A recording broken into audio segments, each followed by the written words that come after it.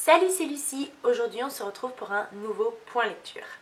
On commence tout de suite avec le tome 1 du Monde des Willan, d'un monde à l'autre, écrit par Pierre Bottero et édité chez Rajo. On y rencontre une jeune fille qui s'appelle Camille et son meilleur ami Salim. Ils ont tous les deux une vie plutôt banale. Ils sont pas super aimés par leurs parents respectifs, c'est pas les superstars de leur école non plus. Et c'est vrai que mis à part leur amitié dans leur vie, c'est pas la super éclate. Mais tout ça, ça va changer le jour où Camille va basculer dans un monde parallèle, un monde fantastique. Il s'avère que celui-ci est en guerre et Camille, contrairement à ce qu'elle croyait, n'est pas vraiment une inconnue là-bas. Elle est plus connue sous le nom des Willan et elle va être évidemment chargée d'une quête pour rétablir l'ordre de ce monde-là. Alors, c'est une lecture que j'ai vraiment appréciée. Je l'ai lue alors que j'étais super fatiguée en ce début de mois. Et ça m'a fait un bien fou, c'était super frais, on y rencontre des personnages hauts en couleur, des monstres abominables, des gens avec des pouvoirs magiques. À chaque page, il y a un nouveau rebondissement, il y a de l'aventure en veux-tu en voilà. C'est vraiment très jeunesse, je l'aurais, je pense, encore plus apprécié si je l'avais lu il y a une quinzaine d'années. Mais ceci dit, j'ai déjà acheté le tome 2 et je compte le lire très très vite.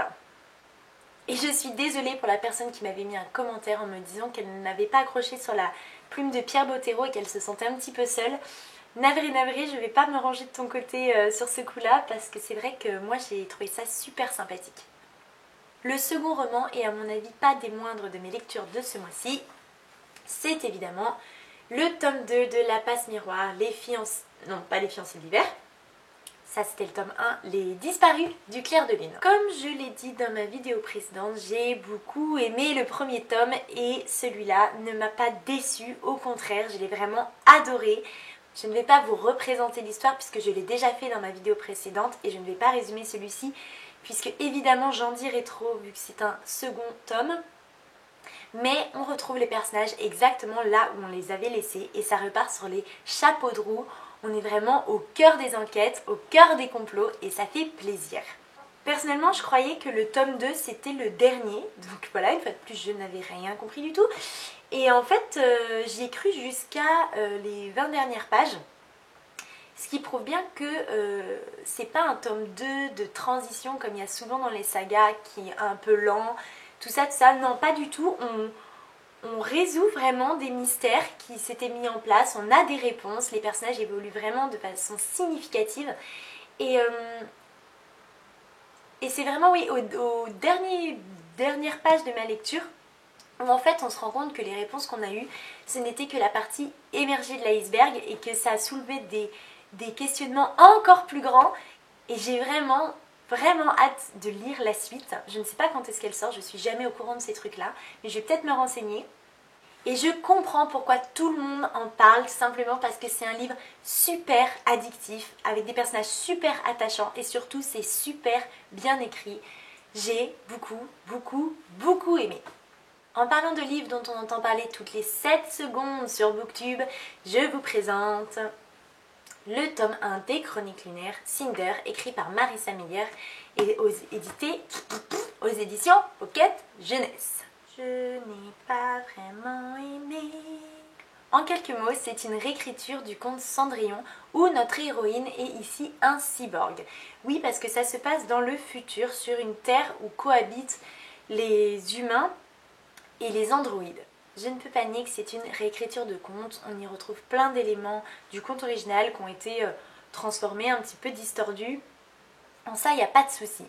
Seulement, j'ai été déçue puisque sur la couverture, il y a écrit « Même dans le futur, les histoires commencent par « Il était une fois ». Et c'est exactement ça que je n'ai pas vraiment aimé, c'est-à-dire que je n'ai pas retrouvé la saveur du conte. Je n'ai pas plongé dans l'univers comme ça.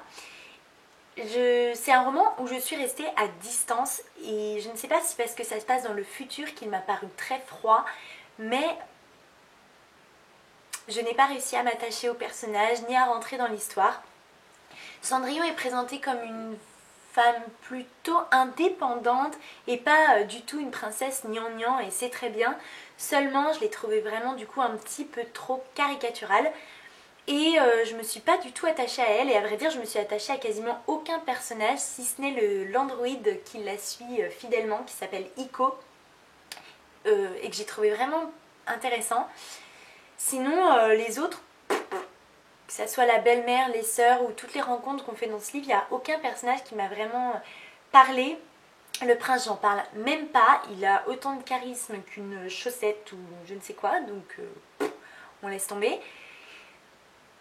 Et surtout, le plus gros point négatif à mon avis dans ce roman, c'est qu'arrivé au quart du livre, bah tu comprends où veut en venir l'auteur. Et en fait, vraiment, parce qu'à la fin, la révélation, c'est vraiment ce que tu as compris il y a 300 pages, ni plus ni moins. Donc ça m'a paru long en fait et super prévisible. Je vais quand même laisser une chance au deuxième tome, mais c'est vrai que si ça ne me plaît pas davantage, je laisserai tomber cette saga. Alors je sais que beaucoup de gens ont aimé, donc si toi aussi elle t'a plu, tu peux m'expliquer pourquoi, peut-être que ça me mettra dans le bon mood pour lire la suite. Mais là clairement non, pour moi ça ne l'a pas vraiment fait. Voilà, j'ai été plutôt brève tout simplement parce qu'il faut que j'aille travailler. Oui, oui madame, oui monsieur quand même. Et aussi parce que je suis en train de me faire manger par la lumière comme ça qui arrive. Et bientôt je vais plus pouvoir me décaler. Donc c'est vrai que ça fait quand même 3 romans jeunesse d'affilée. Et ça m'a un petit peu... hein, comme on dit. Donc je pense que je vais passer à autre chose pour mes prochaines lectures. Mais tu verras ça dans la prochaine vidéo. En attendant, si tu as lu toi aussi ces livres que tu as aimé, détesté, que tu as un avis complètement différent ou pas, n'hésite pas à m'en parler. J'adore les échanges qu'on a via les commentaires. Donc voilà, merci. Je te fais plein de bisous et je te dis à bientôt!